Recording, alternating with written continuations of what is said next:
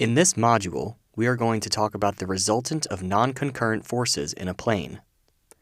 Typically, in non-concurrent force systems, we consider the physical sides of the body and various points on the body where the forces are applied.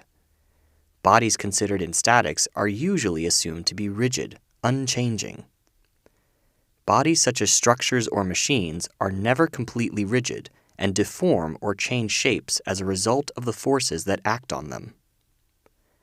Such changes become important in studying strength of materials, where we determine the stresses and deflections produced by the loads.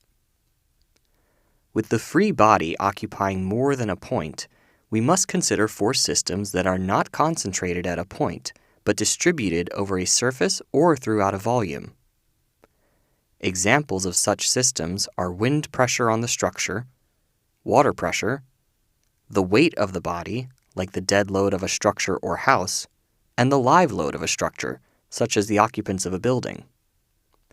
This picture of wall-to-wall people filling a portion of the Golden Gate Bridge on its 50th anniversary in May 1987 is a classic example of live load overload.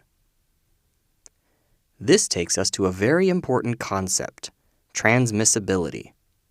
The principle of transmissibility states that a force F acting at a point A on a rigid body may be transmitted or moved to any other point B on its line of action without changing the effect of the force on the rigid body.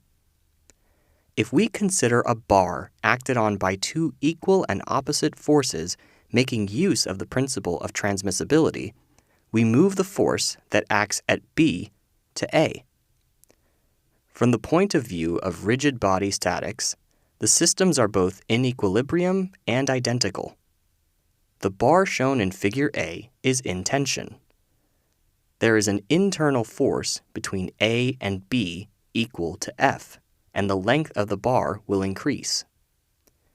But if we look at the bar shown in Figure B, the internal force between A and B is 0, and the length of the bar will remain unchanged, so there is no external effect on the body. What does that mean? It means that the principle of transmissibility cannot be applied, except with care, to problems involving internal forces and deformations.